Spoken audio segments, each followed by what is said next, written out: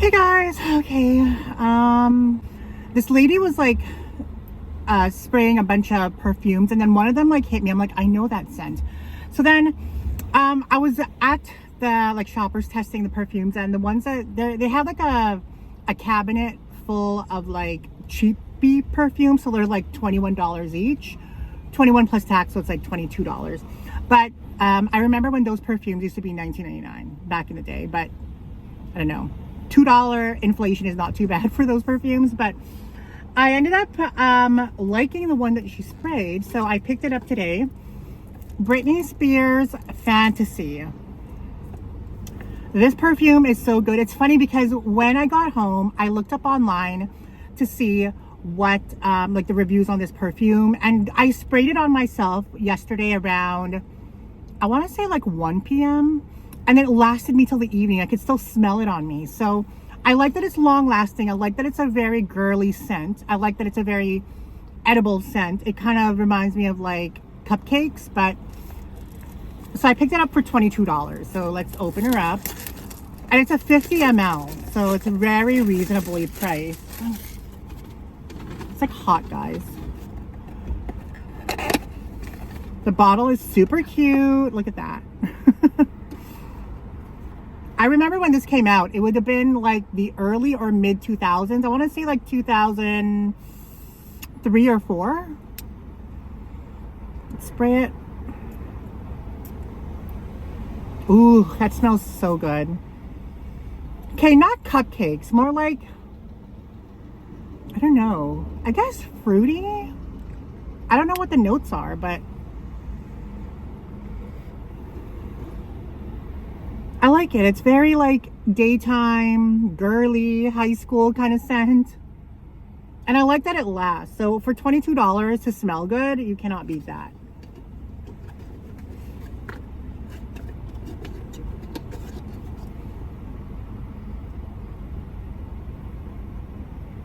Yeah, I'm getting like a little bit of a cupcake hint at the end. Anyway, I think it's a good deal for that. And then we went to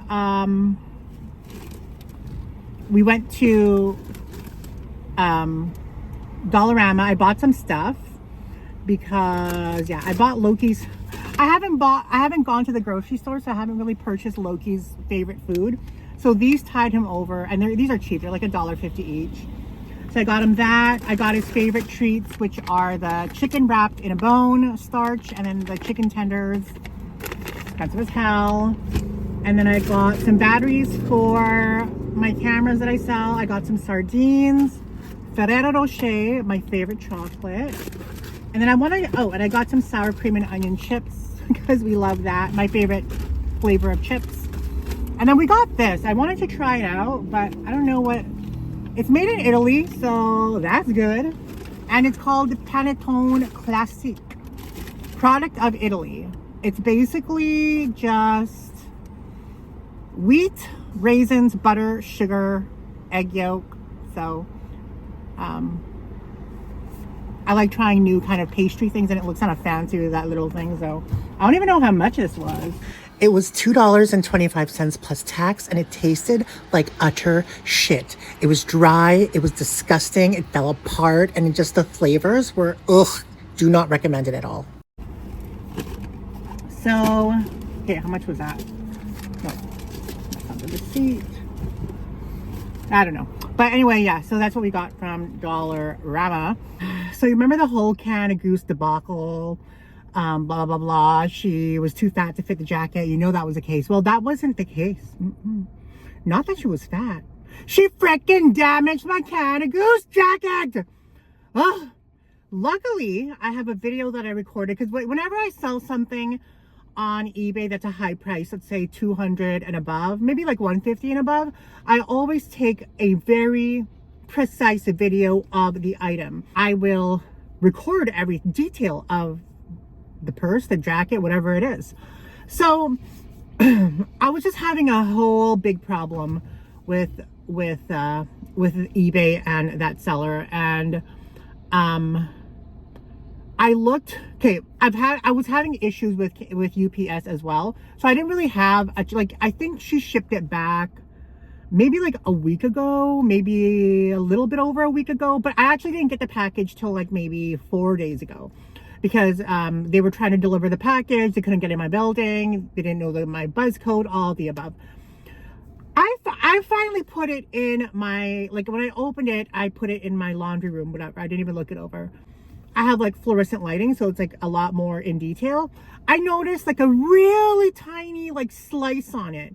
A tiny slice. That bitch might have done it on purpose. I don't know. But in my head, I feel like she would have, because we're already having like issues in messages going back and forth, you know?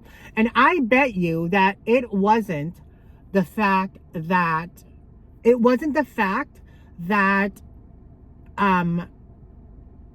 on, I'm kind of out of breath.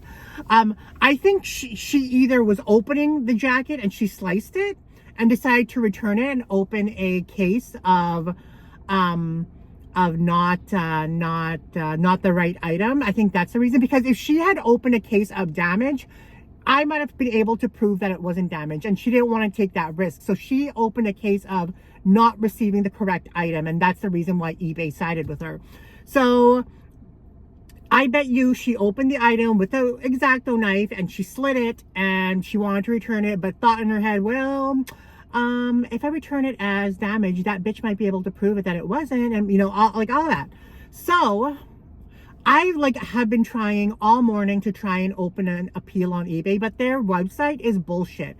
Like I tried it on my phone, I tried it on my computer. For the first while, I was trying to submit an appeal and it wouldn't go through. Like the page would just log me out and then I couldn't submit an appeal. So they're making it so difficult to get my money back. So you know what? I don't even care anymore. Like if I'm not able to submit an appeal with eBay, I'm not going to pay the money. I'm not going to pay the money back because number one, she opened a fraudulent case. Number two, you're not giving me an opportunity to submit an appeal, because if it doesn't, so there's a button on eBay that says submit appeal if I don't agree with the decision, right? And you can give all your proof. But when I click that button, it signs me out and I can't do it. I literally have to submit appeal, and I have to go through a process. I have to go to my messages, open case, return case, view order details. It's like a whole process. It literally takes like a minute or 2 minutes to get to the page where you need to submit an appeal. And then when you submit an appeal, it just signs you out and you can't even submit it. But when you do actually are able to click that button and get in, your photos can't upload. It says your photos cannot upload at this time. Try again later. And it's not that my files are big because I've resized them, but I've tried them on my phone, I've tried them on my computer. So they're literally making it difficult as fuck to try and resolve this case. And that's such bullshit.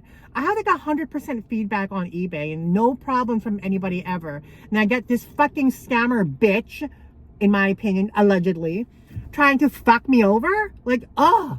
And then the fact that eBay sides with them, with this fucking scam artist, in my opinion, allegedly, it's just like I couldn't even sleep over it. Like, I know it's not a big deal, but you know, eBay is like going to take the money out of my account. I don't have the money in my account, so it's going to fucking bounce. I'm going to have like a return fee that I'm going to have to pay. It's just so fucking annoying. And the fact that, you know, I had nothing to do with this. I'm just a fucking seller, but the floodgates are open for scam artists. That's why I prefer to fucking sell through, you know, Marketplace or Facebook or to you guys, because, and you know what? I'm like, if I can't resolve this case through submitting an appeal, I'm not paying the money back.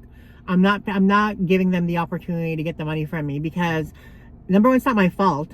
You're not giving me an opportunity, and I don't even give a fuck if it ruins my credit, because at this point, you know, it's about the principle, and I'm not going to submit to fucking stupid ass conglomerate corporations that think they can just do whatever the fuck they want with you. So go fuck yourself, eBay. I hope you fucking burn in hell. And the bitch that scammed me, I hope you fucking burn in hell too, bitch.